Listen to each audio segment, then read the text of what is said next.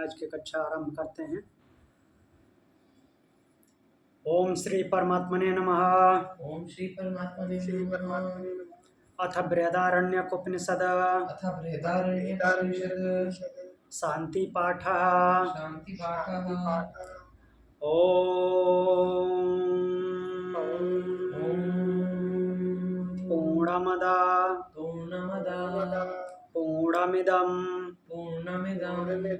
पूर्णात् पूर्णमुदच्यते पूर्णात् पूर्णमुदच्यते पूर्णस्य पूर्णमादाय पूर्णस्य पूर्णमादाय पूर्णमेवावशिष्यते। पूर्णमेवावशिष्यते।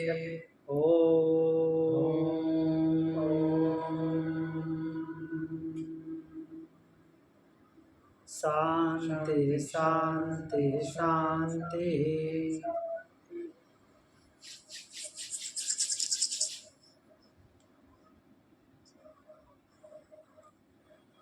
तो हम अपने मूल पाठ पे चलते हैं। बृहदारण्यकोपनिषद चतुर्थ अध्याय तृतीय ब्राह्मण।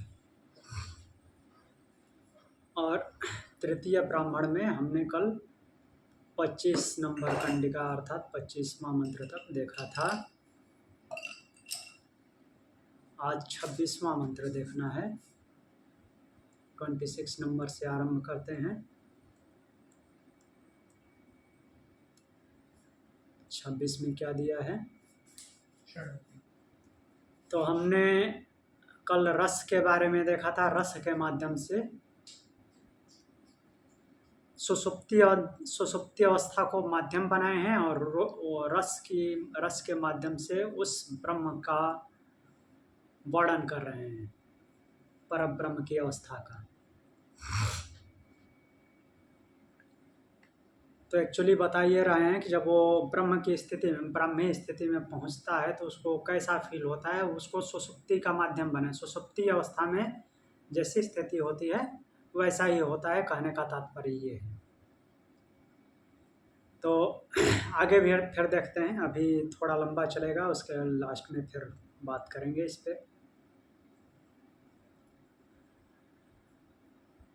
यद्वै तन्न वदति वदन्वै तन्न वदति न हि वक्तुर्वक्तेर्विपरिलोपो विद्यते अविनाशित्वान् न तो तद्वितीयमस्ति ततो अन्यद्विभक्तं यद्वदेत।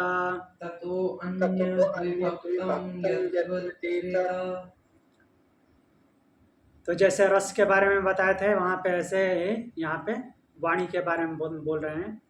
तद्वै तन्न वदति, वह बोलता नहीं है। कैसे नहीं बोलता? बोलते हुए भी नहीं बोलता। अर्थात कि जो काम करना है उसको, जहाँ पे बोलने की ज़रूरत है वहाँ पे बोलता है, लेकिन उसमें लिप्त नहीं होता। बोल करके भूल गया, काम हो गया, काम से ही काम था, जो काम करना था, जिसके लिए बोलना था वो बोला। अब उसके बारे में आगे नहीं सोचना। अगर उसका काम वहीं पे पूर्ण हो गया है, वो उससे बोलने से अब कोई मतलब नहीं है, तो उसके बारे में आगे नहीं सोचना। तो वही बोलते हुए भी नहीं बोलता है। तो इसमें ऐसा नहीं है कि वक्ता के बोलने की शक्ति चली जाती है इसलिए नहीं बोलता। सब कुछ होता है। वह इस मामले में भी अविनाशी है। उसके वाक शक्ति अविनाशी है। वाक शक्ति का नाश नहीं होता, क्योंकि ब्रह्म उसके साथ हमेशा, वो ब्रह्म की शक्ति है।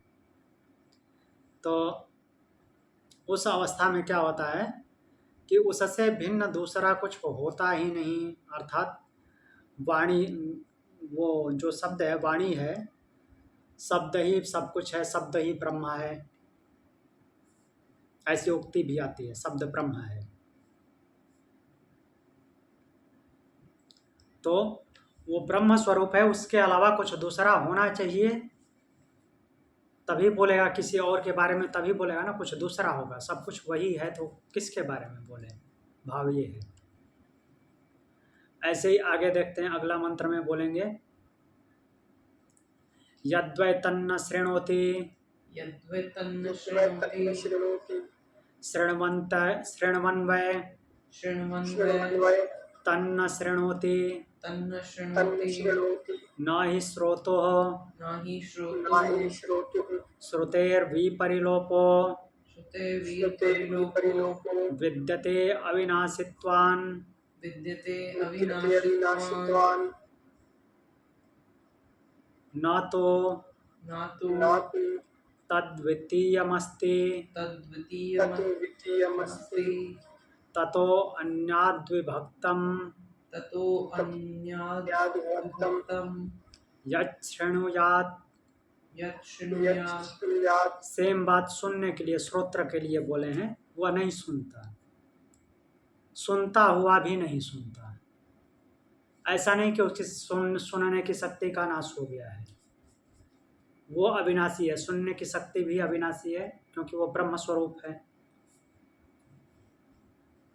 उस अवस्था में उससे दूसरा कोई होता ही नहीं है। सुनना भी ब्रह्म है तो ब्रह्म सर्वव्यापी है, तो उसके अलावा कोई बचेगा तब तो दूसरे के बारे में सुनेगा। दूसरा कोई है नहीं, किसकी बात सुनेगा, ये बोलना चाह रहे हैं। तो इसी तरह से आगे आप देखते हैं, आगे मनन करने के बारे में बोल रहे हैं। यद्वै तन्न मनुते मन्मानो वै तन्न मनुते न हि मन्तुम्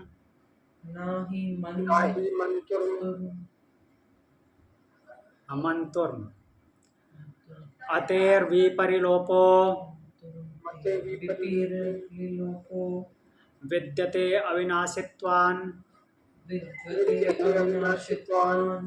न तो तद्वितीयमस्ति ततो अन्यद्विभक्तं यन्मन्वेत्।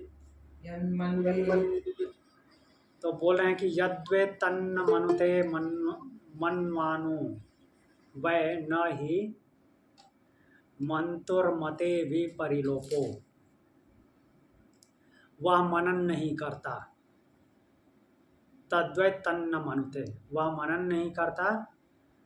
मन्वतो वै तन्नु मनुते, मनन करता हुआ भी मनन नहीं करता। पहले तो निषेध कर दे रहे हैं पहले ही कि ये नहीं करता, ये नहीं करता। वो बोलता नहीं, वो सुनता नहीं, वो मनन नहीं करता। बोलते हुए भी नहीं बोलता, सुनते हुए भी नहीं सुनता, देखते हुए भी नहीं देखता, मनन करते हुए भी नहीं मनन करता, ये भी बोल रहे हैं। फिर ऐसा क्यों है? क्या उसकी इन शक्तियों का नाश हो गया है? नहीं, उनकी इन शक्तियों का नाश हो ही नहीं सकता क्योंकि वो अविनाशी है। मनन करने की शक्ति अविनाशी है क्योंकि वो ब्रह्म द्वारा संचालित है, ब्रह्म अविनाशी है। तो क्या बोल रहे हैं कि जो मनन करने की क्रिया है वो भी ब्रह्म है, तो उसका नाश कैसे हो सकता है? इसलिए बोले कि वो मनन करता हुआ भी नहीं करता क्योंकि वो लिप्त नहीं होता। उसके अलावा मेन रीजन क्या है कि उसके अलावा कोई दूसरा है ही नहीं। मनन किसका करे? कोई दूसरा होना चाहिए ना। वो ब्रह्म हो गया, ब्रह्म हो गया तो इस ब्रह्मांड पर्यंत वो अकेला ही है, तो किसका मनन करेगा? किसको सुनेगा, किसको देखेगा, किसको बोलेगा, किसकी बात सुनेगा, किससे बोलेगा? कोई दूसरा है ही नहीं। ये बातें हम पहले भी अलग अलग तरीके से देखते आए हैं। जब पहले भी वो शास्त्रार्थ चल रहा था उसमें भी ऐसे ही बोले हैं, या इससे पहले ये जनक जी जब बोले हैं कि हम मुझे मोक्ष के बारे में बताइए, उससे पहले खुद उनके ही जो वार्तालाप चल रहा था, कन्वर्जेशन चल रहा था, उसमें भी खुद ही बता रहे हैं कि इसने मुझसे बोला है कि वाणी ही ब्रह्म है, इसने मुझसे बोला है कि मन ही ब्रह्म है, इसने मुझसे बोला चक्षु ब्रह्म है। उसी बात को फिर से दोबारा ये बोल रहे हैं और खुद ही बोले भी थे कि हाँ इसने तो बोला था कि ये ब्रह्म है, मन ब्रह्म है, लेकिन इसका आयतन क्या है, उपासना क्या है, ये सब पूछ रहे थे। तो फिर जनक जी ने बोले कि ये तो मुझे नहीं पता। तो बोले तो ये एक पाद वाला ही ब्रह्म है, ऐसा ऐसे करके बताए थे ना, सेम चीजें फिर बता रहे हैं।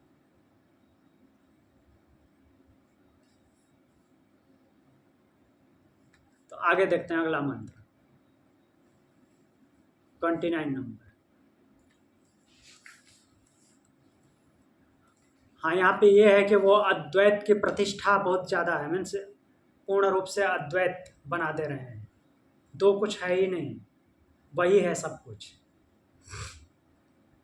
यद्वैतन्न स्पृशते यद्वैतन्न स्पृशति स्पृशन्वय स्पृशन्वय तन्न स्पृशते तन्न स्पृशति न हि स्पृष्टो नाहि स्पृष्टुः स्पृष्टेर्विपरिलोपो स्पष्टेर्विपरिलोको विद- विद्यते अविनाशित्वान् विद्यते अविनाशित्वान् न तो न तु तद्वितीयम् अस्ति तद्वितीयमस्ति ततो अन्यद्विभक्तम् ततो अन्यद्विभक्तं यत् पृश्येत्।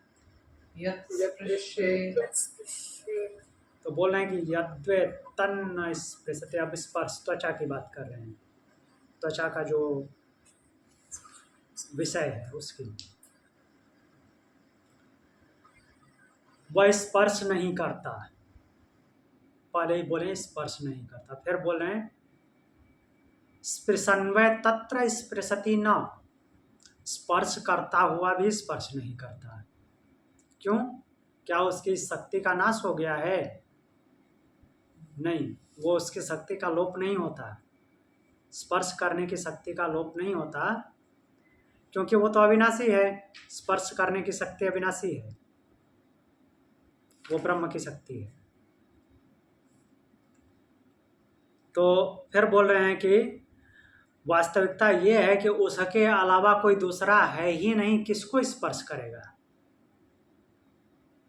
जो स्पर्श करने की शक्ति है वह खुद ही ब्रह्म है। तो उस स्पर्श का अनुभव होने के लिए कोई दूसरा होना चाहिए। खुद ही सब कुछ है, वो मीन्स पूर्ण विस्तार खुद ही प्राप्त कर लिया है, तो स्पर्श किसको करे? इसलिए वो स्पर्श नहीं करता।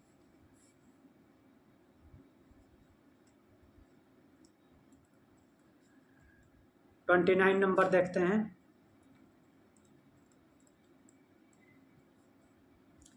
या 29 नंबर ही तो देखे थे। हाँ, 30 नंबर। यद्वैतन्न विजानाति यद्वैतं विजानाति विजानन्वय तन्न विजानाति विजानन् तन्न विजानाति न हि विज्ञातुर्विज्ञातेर्विपरिलोपो न हि विज्ञातेर्विज्ञातेर्विपरिलोको विद्यते अविनाशित्वान् विद्यते अविनाशित्वान् न तो तद्वितीयम् अस्ति न तु तद्वितीयमस्ति ततो अन्यद्विभक्तम् ततो अन्यद्विभक्तं यद्विजानीयात्। यद्विजानीयात्। तो बोल रहे हैं, अब आते हैं बुद्धि पे। वह नहीं जानता। फिर बोल रहे हैं कि जानता हुआ भी नहीं जानता। तो क्या उस विज्ञाता की विज्ञाति अर्थात जानने की शक्ति का लोप हो गया है? नहीं, ऐसा भी नहीं है, क्योंकि वो अविनाशी है। जानने की शक्ति अविनाशी अर्थात ज्ञान अविनाशी है। तो वास्तविकता ये है कि उससे दूसरा कोई होता ही नहीं, किसको वो जाने। ततो बोले कि तद्वितीयम न तो तद्वितीयम अस्ति, उसके अलावा कोई दूसरा होता ही नहीं। ततो अन्य द्विभक्तम या द्विजानीया, मीन्स ऐसा कोई दूसरा होता नहीं जिसको वो जाने, वो अकेला ही है। फिर आगे 31 नंबर बोल रहे हैं देखिए इस मंत्र में बताते हैं अब क्या क्या होता है। यत्र वा अन्यदीव स्यात् यत्र यत्र वा वान्यदीव अन्यदीव स्यात् स्यात् तत्रान्यो तत्रान्यो अन्यत् अन्यत् अन्यत् पश्येत् पश्येत् पश्येत् अन्यो अन्यत् जिघ्रेत् अन्यो अन्यो अन्यत् अन्यत् जिघ्रेत् जिघ्रेत् अन्यो अन्यत् सयेत् अन्यो अन्यत् प्रसयेत् अन्यो अन्यत् द्वदेद।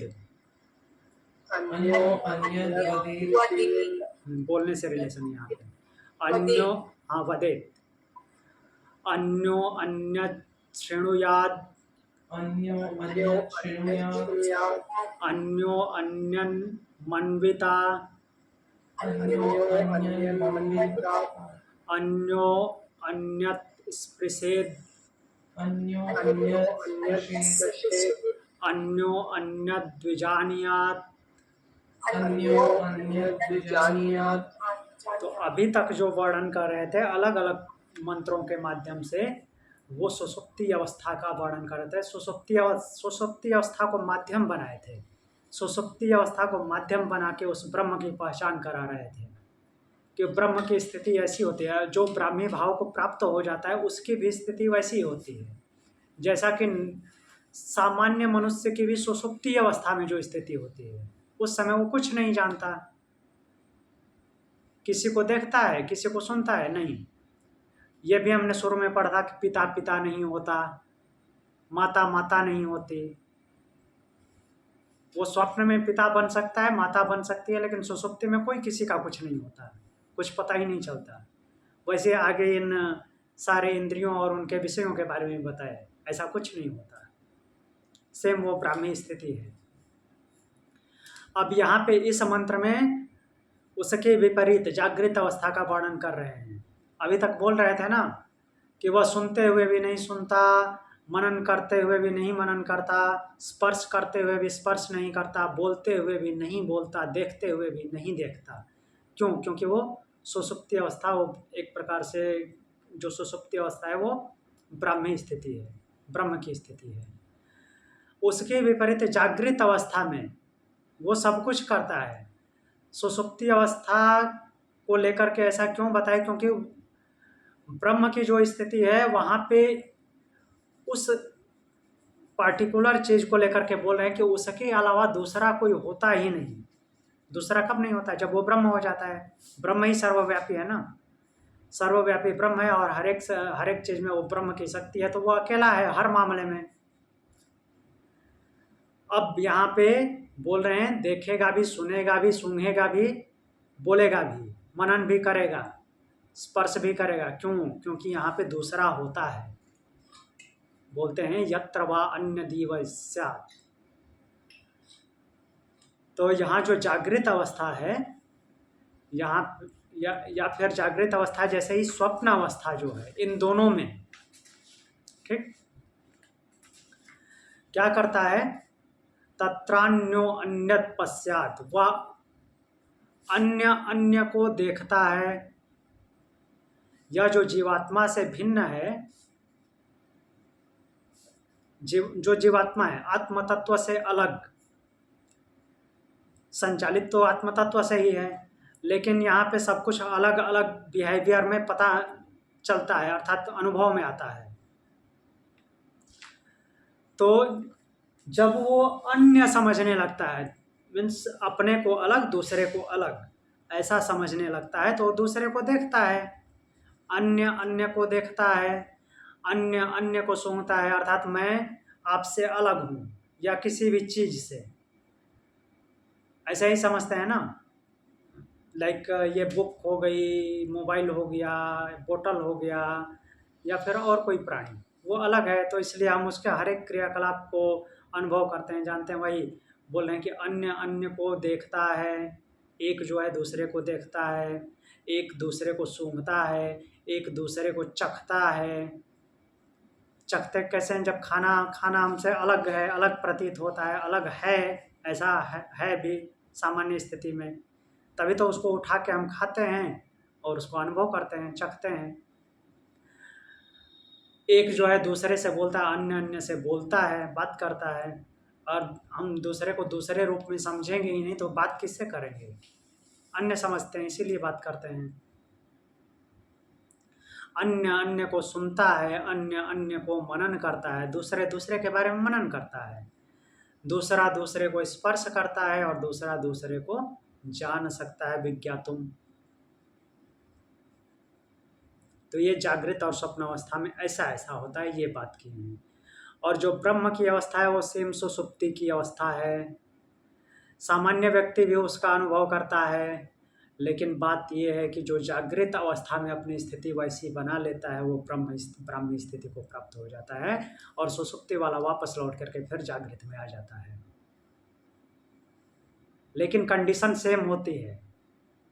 अनुभव करने की बात आई तो कोई पूछे कि उस ब्रह्म की स्थिति कैसी होती है, कैसे पता करें कि हम ब्रह्म को मीन्स ब्रह्म जैसे हो गया, ब्रह्म को प्राप्त कर लिया, ब्राह्मी स्थिति को प्राप्त हो गए, सेम उसको बताइए सुषुप्ति अवस्था। जब गहरी नींद में होते हो तो कैसा लगता है, क्या क्या जानते हो, वैसे ही ब्रह्म की स्थिति है। तो कुछ पता ही नहीं चलता, वैसे ही ब्रह्म के बारे में कुछ पता ही नहीं चलता है।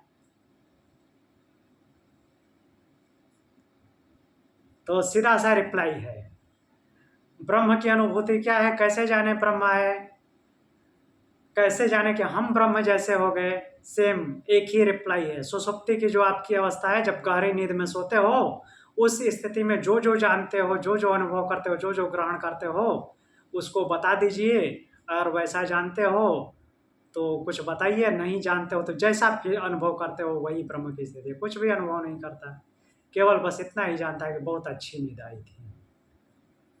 मीन्स फुलफिलमेंट का अनुभव होता है। मीन्स कुछ ना जानते हुए भी ऐसा लगता है कि सब कुछ इससे परिपूर्ण है। नींद पूरी हो जाती है तो बिल्कुल थकान मिट जाती है, वैसे ही वो ब्रह्म की स्थिति है। मीन्स अपने पास फिजिकली कुछ ना होते हुए भी सब कुछ पूर्ण पूर्ण लगता है।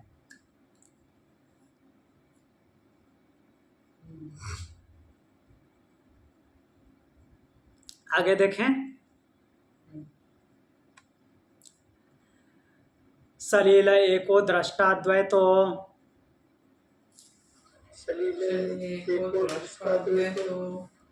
भवत्येष ब्रह्मलोकः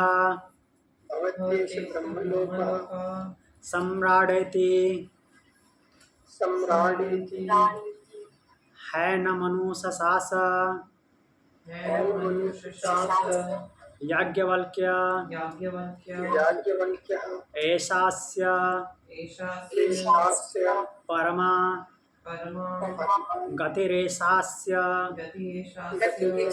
परमा संपद।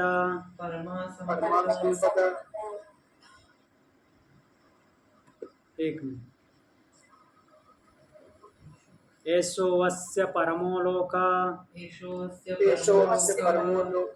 एषो अस्य परमानंद, एतस्यैव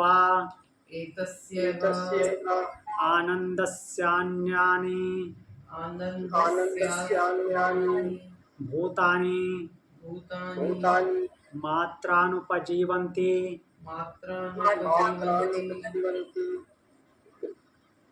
तो देखिए, हमने जो अभी बात की थी उसमें से मैक्सिमम चीजें अभी इसी मंत्र में है। तो पहले सलील की बात की है। सलील मतलब होता है पानी। पानी से क्या लेना देना है? पानी की प्योरिटी की बात कर रहे हैं यहाँ पे।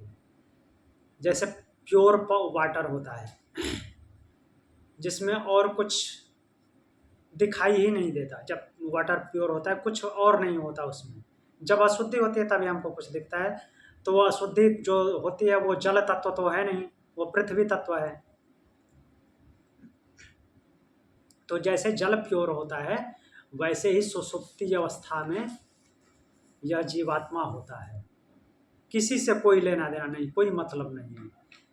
किसी का न पिता है, न माता है, न पुत्र है, न भाई है, न बहन है, कुछ नहीं। कोई पता नहीं चलता है। न देखता है, न सुनता है, न बोलता है, न चखता है, न स्पर्श करता है, न मनन करता है, न जानता है।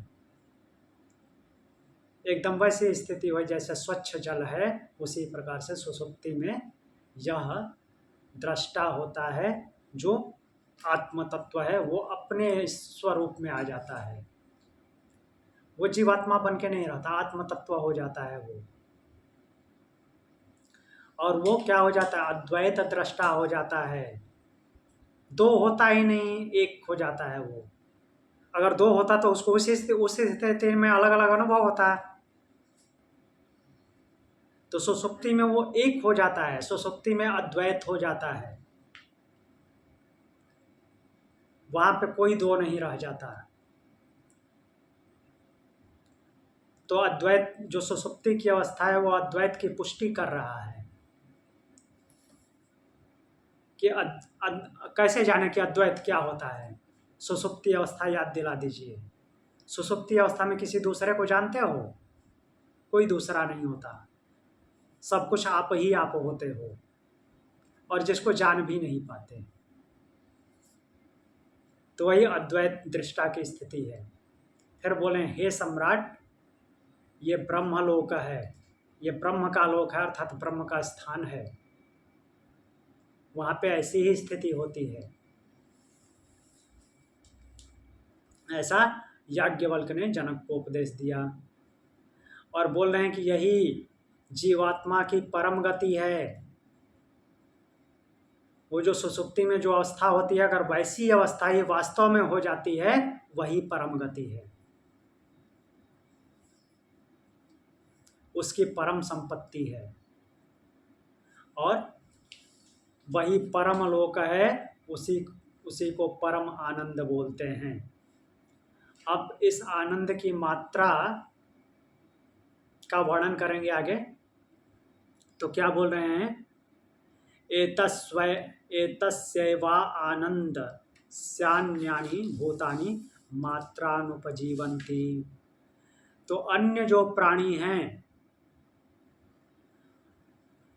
आनंद की मात्रा के आश्रित होकर के जीवन धारण करते हैं। आनंद की मात्रा के आश्रित होकर के, जो एक्चुअल में आनंद है वो तो परम आनंद है, जो कि जीवात्मा परम गति को प्राप्त करता है, उसकी वो स्थिति होती है, वो ब्रह्म की स्थिति है, वो ब्रह्मलोक की स्थिति है।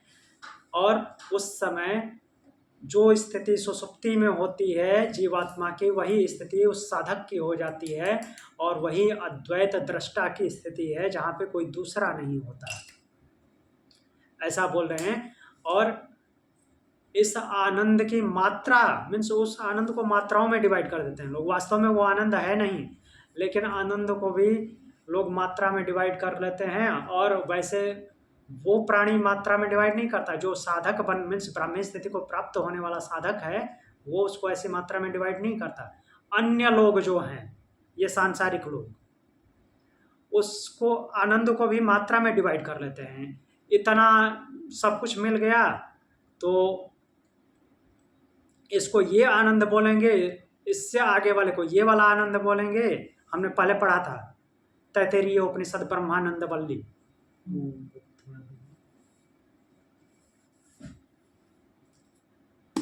तो तैत्तिरीय उपनिषद ब्रह्मानंद वल्ली में 11 स्टेप में आनंद पढ़ा था हमने। उसी आनंद की बात यहाँ पे बोल रहे हैं कि अन्य प्राणी जो होते हैं इस आनंद की मात्रा में डिवाइड कर लेते हैं, और उसके आश्रित होकर के अलग अलग जीवन धारण करते हैं। कैसे कैसे प्रकार के जीवन धारण करते हैं वो भी देखते हैं। जिस जिस आनंद की अनुभूति करते हैं वैसे वैसे सोच रखते हैं। तो वो ये आनंद जो बोल रहे हैं, इसमें इसको हम स्टेजेस बोलेंगे कि टाइप्स है? स्टेजेज हैं, स्टेजेज हैं, हाँ, उसको हमने स्टेजेज में डिवाइड कर रखा है। वो एक्चुअली एक प्रकार का सुख है जिसको हम आनंद बोल देते हैं। आनंद तो एक्चुअली वो परम आनंद है।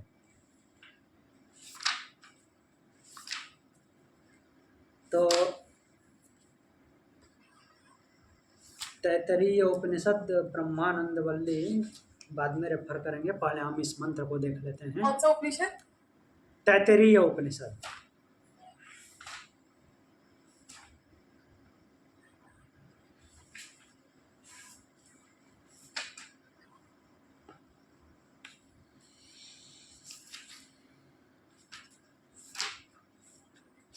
तैत्तरीय उपनिषद में 3 वल्लियां हैं। तो जो दूसरी वल्ली है उसका नाम है ब्रह्मानंद वल्ली। उसका नाम ब्रह्मानंद वल्ली इसलिए है क्योंकि उसमें आनंद के बारे में ही बताया गया है। आनंद के स्टेजेस और भी चीज़ें हैं, लेकिन आनंद को विशेष रूप से डिफाइन किया गया है।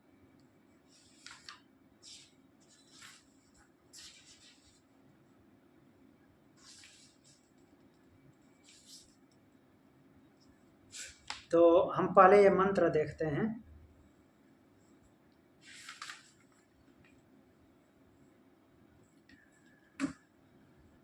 स यो मनुष्याणां राधा समृद्धो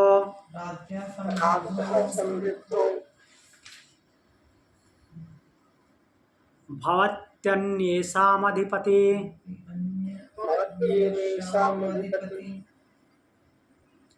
सर्वैर्मानुष्यकैर्भोगैः सम्पन्नतमः अन्येषां सम्पन्नतमस्स मनुष्याणां परम आनंदो अथ ये सतम मनुष्याणामानंदा स एकः पितॄणां जितलोकानामानंदो अथ ये सतम पितॄणां जितलोकानामानंदा स एको गंधर्वलोक आनंदो अथ ये सतम गंधर्वलोकानंदा स एकः कर्मदेवानामानंदो ये कर्मणा देवत्वम् अभिसंपद्यन्ते अथ ये सतम कर्मदेवानामानंदा स एक अजानदेवानामानंदो यश्च श्रोत्रियो अवृजिनो अकामहतो अथ ये शतमाजानदेवानामानंदा स एकः प्रजापतिलोक आनंदो यश्च श्रोत्रियो अवृजिनो अकामहतो अथ ये सतम प्रजापतिलोकानंदा स एको ब्रह्मलोक आनंदो यश्च श्रोत्रियो अवृजिनो अकामहतो अथैश्च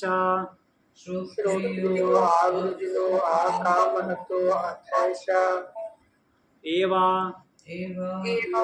परम आनंद एष ब्रह्मलोकः सम्राट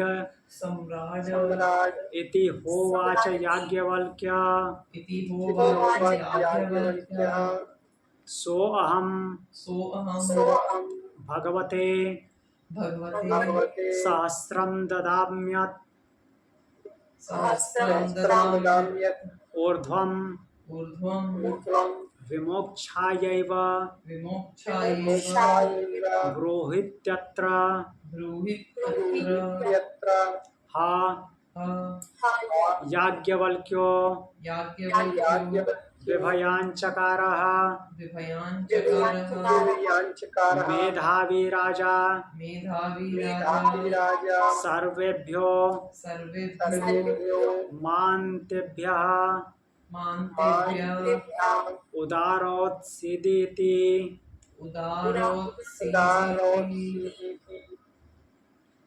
तो देखिए वैसा ही दिया है ना जैसा हमने, इसमें सीक्वेंस अलग है लेकिन सर इसमें नहीं सीक्वेंस वैसा ही है, सीक्वेंस वैसा ही है, नाम हाँ एक दो सीक्वेंस इधर उधर हो सकते हैं बीच में।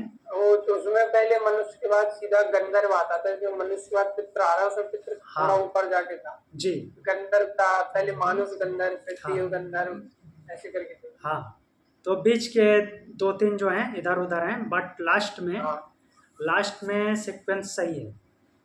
इसको याद है। हाँ बढ़िया, बहुत अच्छा।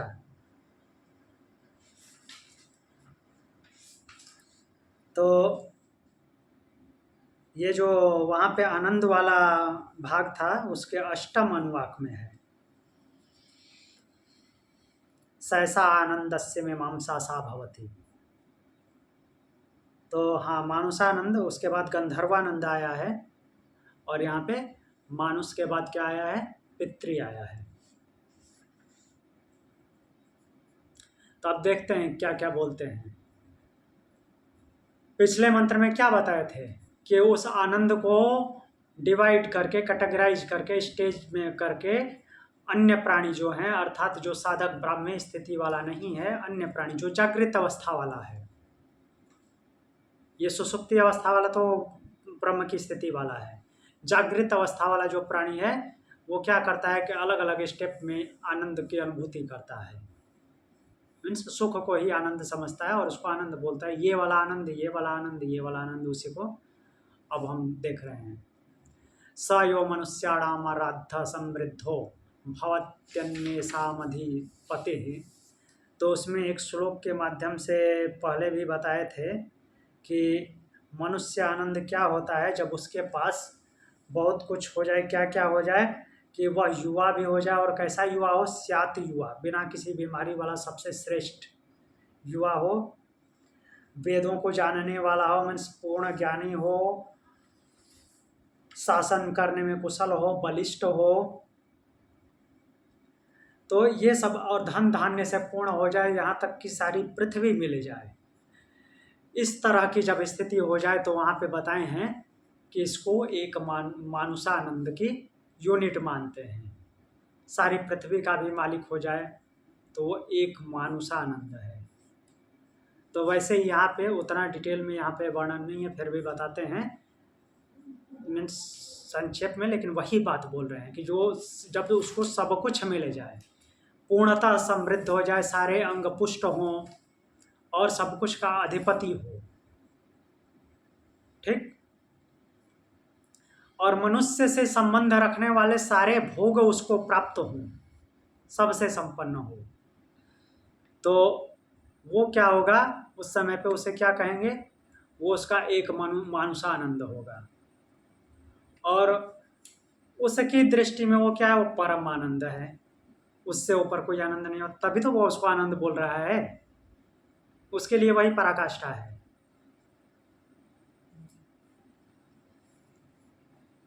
फिर अब उसमें 100 का गुणा करते हैं, उसको 100 गुना बनाते हैं, वो जो आनंद है उसको 100 गुना बनाते हैं, तो पितृलोक का आनंद होता है, पितरों का आनंद होता है। अर्थात एक प्रकार से सामान्य मानव की सोच जो है कुछ इस प्रकार की होती है कि जो हमारे पूर्वज पितर लोग जो अच्छे अच्छे काम किए हैं, इसके 100 गुना अच्छा मीन्स काम किए होंगे, 100 गुना अच्छे अच्छे काम किए होंगे, तब उनको ऐसा एक लोक मिला जिसको पितर लोक बोलते हैं। तो वही वो जो आनंद भोगते हैं वो 100 गुना हमसे, हमारे आनंद से 100 गुना होगा, जो कि यहाँ पे प्राप्त नहीं हो सकता, इसीलिए उसको मानुषानंद बोलते हैं। और पितरों के आनंद का जो 100 गुना, अगर उसको 100 गुण से और गुणा करेंगे तो वह जो आनंद बनेगा वो गंधर्व लोक का आनंद होगा, गंधर्वों का आनंद होगा। फिर गंधर्व लोक का 100 गुना गंधर्व आनंद को 100 से गुणा करेंगे तो वो कर्म देव आनंद होगा। ठीक।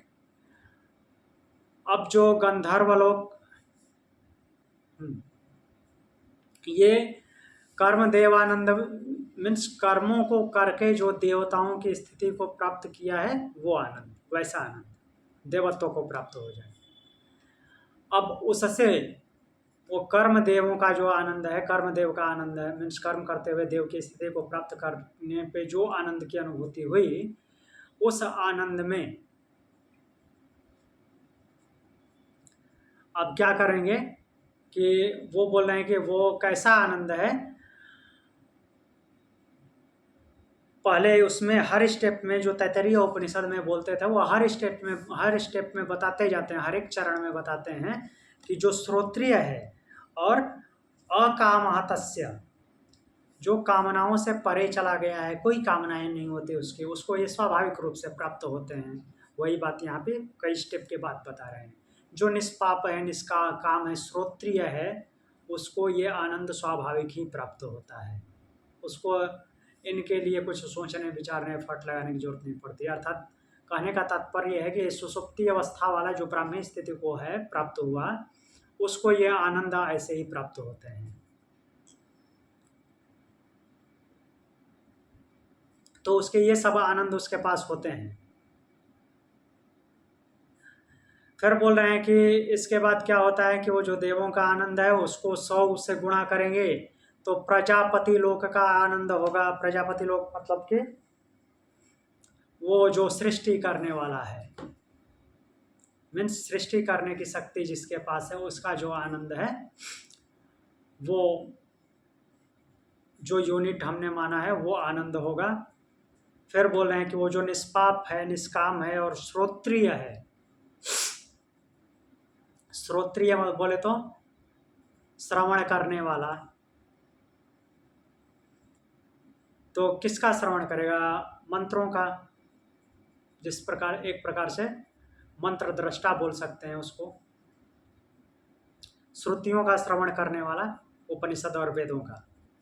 तो इन सबको जो जानता है तो ब्राह्मी स्थिति को जो प्राप्त है उसको ये सब स्वतः ही प्राप्त होते हैं। और जो प्रजापति लोक का 100 आनंद है मीन्स उसका 100 गुना करेंगे तो फिर वो ब्रह्मलोक का आनंद होगा। तो ब्रह्मलोक का आनंद होगा जो कि वो निष्काम, निष्पाप और श्रोत्रिय है, उसको भी वह आनंद अनायास ही प्राप्त होगा। ठीक। अब यहाँ पे इसको याज्ञवल्क्य जी परम आनंद बता रहे हैं, लेकिन तैतरीय उपनिषद में ऐसा नहीं बोला था। तैतरीय उपनिषद में कोई लिंक नहीं किया था, और परम आनंद की कोई काउंटिंग नहीं है, मीन्स उसको कैलकुलेट नहीं किया जा सकता।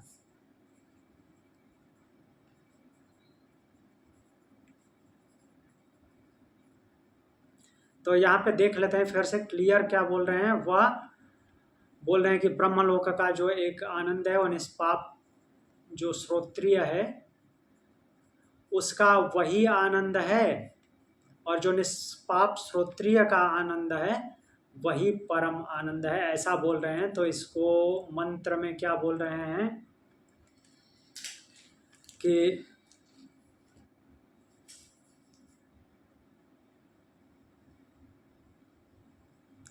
श्रोत्रियो अवृजानित ब्रह्मलोको आनंदो यस्य श्रोत्रियो अवृजिनो अकामहतो अथैस एव परम आनंद एस ब्रह्मलोक सम्राट इति। हाँ, तो इसको भी वैसे ही ले सकते हैं, उसी भाव में ले सकते हैं। पहले तो बताएं कि ये ब्रह्मलोक का आनंद है वो श्रोत्रिय को वैसे ही प्राप्त होते हैं, और जो श्रोत्रिय, हाँ कहने का भाव वही है, यहाँ पे भी सेम अर्थ आ रहा है जो तैतरीय उपनिषद का आ रहा है। इन्होंने कंपेयर नहीं किया कि उसका 100 गुना जो हो जाएगा वो परमानंद हो जाएगा। इनका कहने का मतलब ये है, ये बता रहे हैं कि पहले जो प्रजापति का आनंद है, प्रजापति लोक का आनंद है, उसका 100 गुना किया तो ब्रह्मानंद हुआ। ब्रह्मानंद हुआ जो कि श्रोत्रिय और वो अकाम महत्व जो है उसका ये स्वाभाविक आनंद है। और जो श्रोत्रिय और अकाम के पास जो आनंद है वो परमानंद है, तो उसकी कैलकुलेशन नहीं है। श्रोत्रिय और अकाम जो है वो खुद ब्राह्मी स्थिति वाला है और उसका कैलकुलेशन नहीं किया गया कि उसके पास कौन सा आनंद है। इतना भर बताया गया है कि ये जो पीछे के आनंद है वो उसके पास अनायास ही है, अपने आप ही है। फिर बताते हैं कि जो श्रोत्रिय और अकाम के पास जो आनंद है वही परमानंद है, तो उसकी कोई कैलकुलेशन नहीं है। ये तो क्रिएटर वाले ब्रह्म वाला था ना, एक ब्रह्म लोग उसमें 33 हाँ जी किया था जी। सेकंड लास्ट होता तो यहाँ पे भी ब्रह्मलोक का वही ब्रह्मा के लोक से ही वो काउंटिंग करेंगे। और जो परम आनंद की बात करें, परमानंद वो ब्रह्म का आनंद है जो कि श्रोत्रिय और अकाम के पास है। वास्तविक जो श्रोत्रिय और अकाम के पास जो आनंद है वही परम आनंद है, जो ब्रह्म का आनंद है। क्लियर?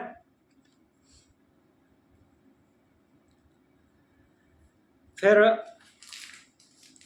आगे क्या बोलते हैं कि हे सम्राट, यह ब्रह्मलोक है, अर्थात इसी को ब्रह्मलोक बोलते हैं जहाँ पे ये श्रोत्रिय और अकाम को, जो निष्पाप अकाम श्रोत्रिय है उसके पास जो आनंद है वैसे आनंद की स्थिति में आ जाए तो वो साधक ब्रह्म को प्राप्त कर लेता है या ब्रह्मलोक में चला जाता है, ऐसा याज्ञवल्क्य ने कहा।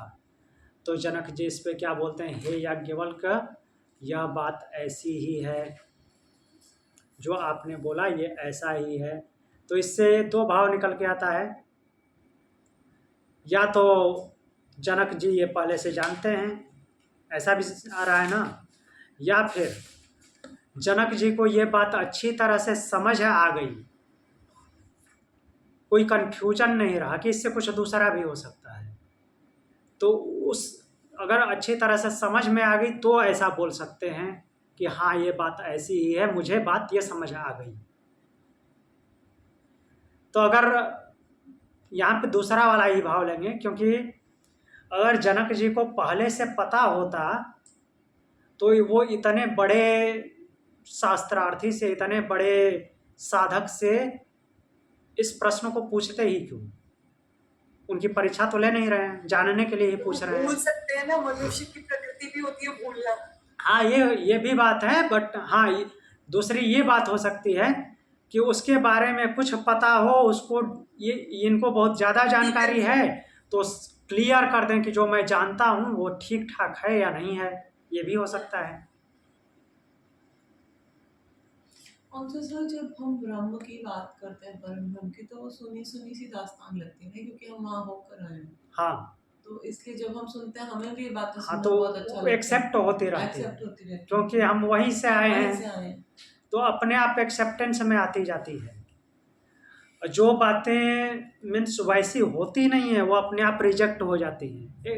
मीन्स जो कुछ नहीं भी जानते हैं हम, तो उनको सुनते सुनते जो वैसा वास्तव में होता है हम पहले से नहीं जानते हैं, तो भी वो अंतरात्मा एक्सेप्ट करने लगती है कि हाँ ऐसा ही होता है, ऐसा विश्वास हो जाता है। और जो वैसा नहीं होता तो वो नहीं जानते हुए भी, उसके बारे में नहीं जानते हुए भी रिजेक्शन के मूड में आ जाती है, ऐसा नहीं होता होगा। जबकि उसके बारे में ऐसा भी नहीं कि वो जानती है या नहीं जानती, दोनों में से कुछ भी नहीं है, फिर भी वो रिजेक्ट कर देती है, क्योंकि उसको कहीं ना कहीं से ये इम्पल्स मिल रहा है कि ऐसा नहीं होता होगा, ये गलत है शायद। और जो सही होता है वो ना जानते हुए भी एक्सेप्ट होता है।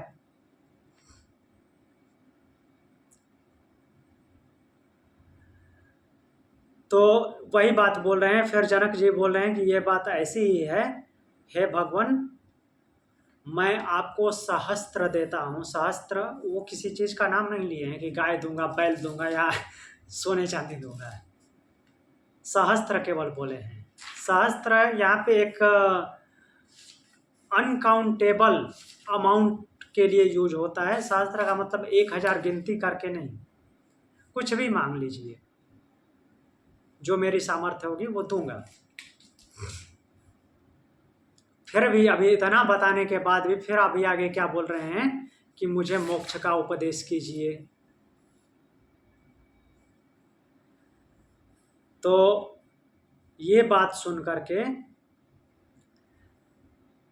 याज्ञवल्क्य के अंदर थोड़ा भय उत्पन्न हो गया। तो यहाँ पे बोले हैं कि भगवते शास्त्रम ददाम्यत ऊर्ध्वम विमोक्षायैव ब्रूहित्यत्र।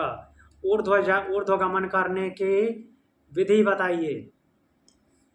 कि फिर बोल रहे हैं कि हा याज्ञवल्क्यो विभयांग चकार। याज्ञवल्क्य को क्या क्या हो गया? भय हो गया, भय पैदा हो गया। मेधावी राजा सर्वेभ्यो मायन्ते भ्य उदरोत्तिसद इति। तो यहाँ पे याज्ञवल्क्य जी के हृदय में थोड़ा डर आ गया कि ये बुद्धिमान राजा क्या है कि संपूर्ण प्रश्नों का निर्णय मैंने सुना दिया, उसके बाद भी सब कुछ जानने की इच्छा रख रहा है। मीन्स और जो कुछ भी बचा है वो भी जानना चाहता है। इतने प्रश्न बताए तो ये फिर भी इतने प्रश्नों के उत्तर से ये राजा संतुष्ट नहीं है। तो ये बुद्धिमान राजा जो कुछ भी है वो सब कुछ जानना चाहता है। सारे मीन्स एकदम अंत तक पहुंचना चाहते हैं जनक जी। तो अब आगे देखते हैं आगे का क्या मंत्र बोलते हैं। एक मंत्र और देखते हैं। स वा एष एतस्मिन् स्वप्रान्ते रत्वा चरित्वा दृष्ट्वैव पुण्यं च पापं च पुनः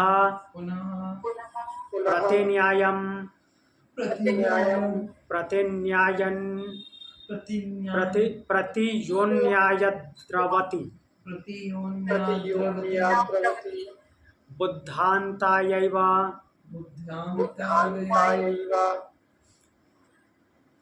तो अब न्याय और प्रतिन्याय की बात किए हैं। देखते हैं कि क्या बोल रहे हैं। सा वा एष एतस्मिन् स्वप्नान्ते रत्वा। स्वप्न के अंत में, एक मिनट।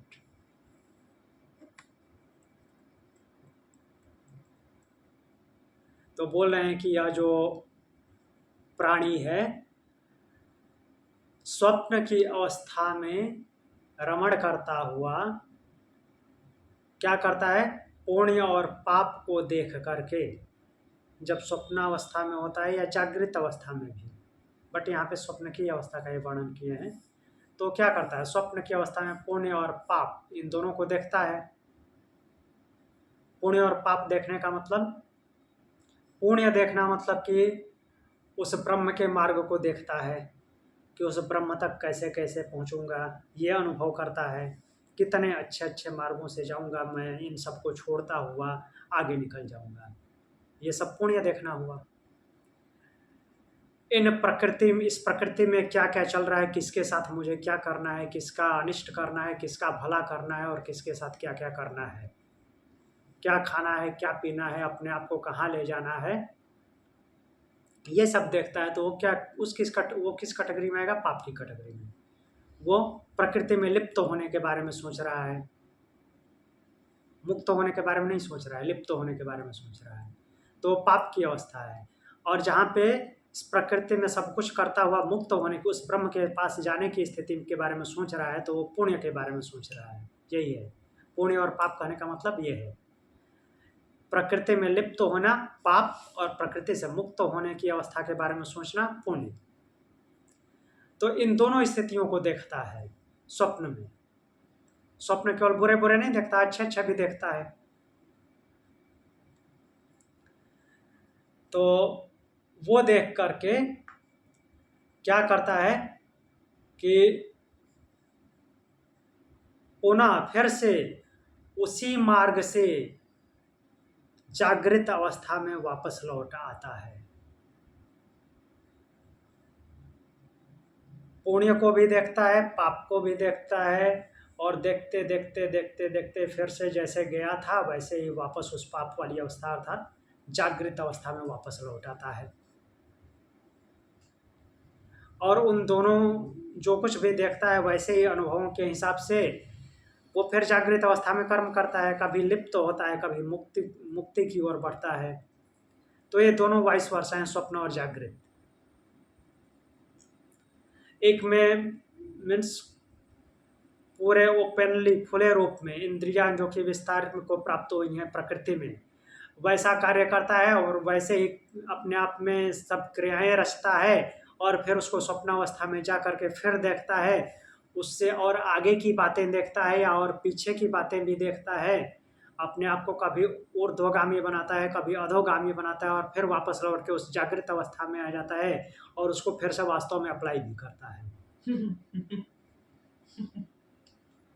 Very nice. तो यही होता रहता है। और जो सुषुप्ति अवस्था की स्थिति को अपना लेता है वो मुक्त हो जाता है। तो आज के लिए इतना ही। और कुछ पूछना है? ठीक है। ओम शांति। ओम ओम शांति।